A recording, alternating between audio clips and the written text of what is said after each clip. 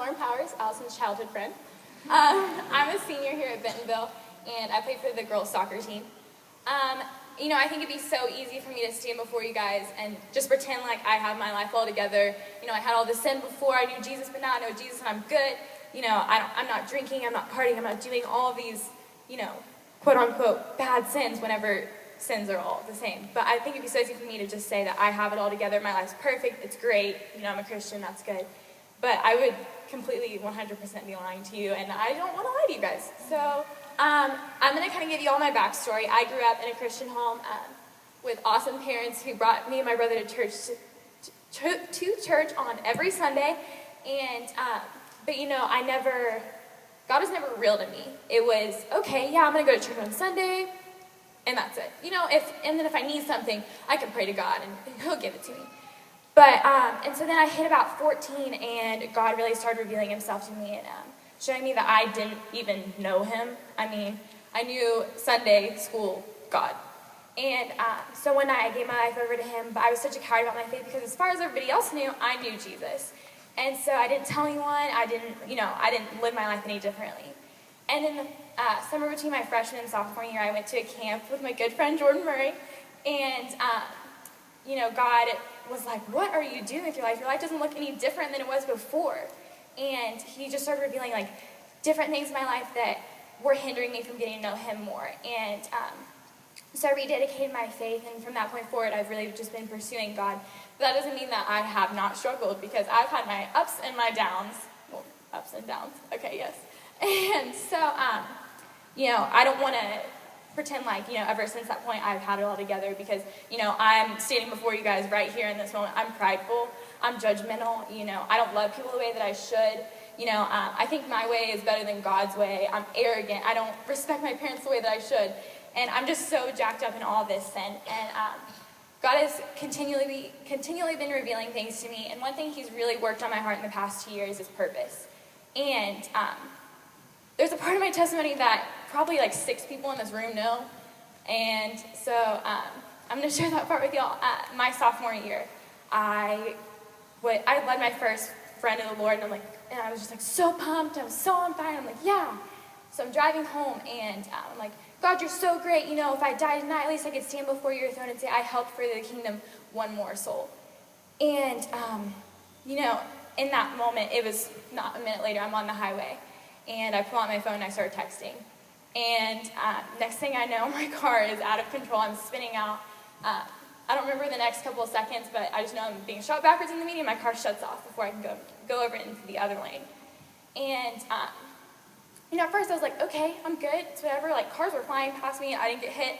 I was good. And the police officer started talking to me and my parents, and they were he's like, I've seen a lot of stuff. I've been in this a long time, and I've seen a lot of situations like this where kids have not come out of it, or it's been fatal, and they were never the same. And here I am, the worst part is the bottom of my car is scraped, and I get to wake up the next morning and live my life like nothing ever happened. And in that moment, God was like, Lauren, I'm not done with you yet. Don't think I'm done with you, because I had put such a limit on God. And so, I really struggled with, okay, well, God's not done with me, so what is He gonna do with me? I'm just Lauren. What could He possibly do? And one thing that He really has been breaking me of is that your purpose can't be fulfilled if you're going to be fake in front of everyone. I'm so easy to jump to conclusions, oh, they're going and partying, they're going and having sex, they're doing this, and this, all these external things, and I'm like, oh my gosh, well, I'm not doing that, so I'm better. I look good compared to them. Whenever I have all this junk inside me, I might not struggle with that, but, I struggle on the inside, and it's all about the condition of your heart. God doesn't want your actions if your heart isn't going to line up. I could go on 500 mission trips and tell 20 people about Jesus every day and go to church and, just do all these great things. But if my heart isn't in it, then God's like, you're not saved by your actions. You're saved because I love you and I want your heart before anything else. And, I read a quote from a camp that I went to this summer. It was the preacher there. His name is Stephen Sexton. And the quote says, I once heard that good is the worst enemy of best. God is looking for his people to refuse to be satisfied with just good living and nice gestures. He's looking for his people to go for the best, give the full truth, give the complete answer, and give the full picture. And that messed me up because I'm like, that is me. I am exactly what God is not calling his people to do. And, I think so often in this Christian lifestyle, we get into this mode of we would rather listen to the teachings of Jesus and nod our heads in agreement than going out and living them. How many times have you sat in a church service and been like, yeah, that's such a great word, and then walked out the doors and act like you never heard it? I know I've done it most of my life. And so there's a verse that I found in Matthew.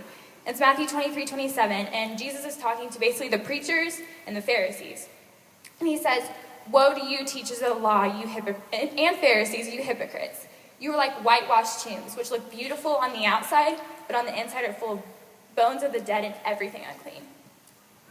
We put up these fronts, and, whenever we put these fronts, like, okay, well, I'm a Christian, so I'm supposed to look like I'm doing everything good. We're making it more about ourselves and about Jesus. We're making it more about how we look instead of how great God is and how great he is to save me from, instead of being like, I'm jacked up, I got this wrong and this wrong and this wrong, but God is so great because he loves me enough to save me from that, and he knows that tomorrow morning I'm going to be sinful again, but he still died for me. He knows that continually I'm just going to turn back around and spit in his face. And, how are we going to reach a lost and hurting generation that so badly needs Jesus if all we're going to do is put up fronts? Because the world who doesn't know Christ, they look at us and they're like, oh, they're perfect. But then they're like, oh, when they find out that you mess up one time, like, oh, they're hypocrites. Why would I want to be like that? Why would I want to live a life where I'm living a double life? And so, let's see. There's no one in this room who isn't broken. And I just really want to encourage y'all, like, it's hard being vulnerable. It's easy to be like, yeah, I'm sinful and God saved me. Okay, well, everybody knows that that's how it works. But, you got to be vulnerable and say, you know what, I'm this. And, I struggle with those things, but God saved me from that. And God has redeemed me from that. And I'm not perfect. I'm never going to be perfect, but that's what his grace is for. And, I don't know everyone's situation in this room. I don't know, where you're at in your relationship with Christ, or if you even have a relationship with Christ. But I just want to encourage the Christ followers in this room who have made a decision to follow him to be vulnerable and to be transparent and be completely see-through. Because that's how we're going to reach our lost generation. And the people who don't know Christ in this room, make that decision to enter a relationship with him, because you don't need to be ashamed of the fact that you don't have it. It's the best decision you'll ever make, and it's going to change your eternity forever. I just don't want anybody to leave here unchanged. That's my prayer, is that nobody walks out of those doors without changing their hearts. Because what's the point of going to church and going to your FCA huddle and speaking at Fields of Faith and Company Fields of Faith and doing all this stuff if you're not going to let it change you? So, yeah, thank you guys.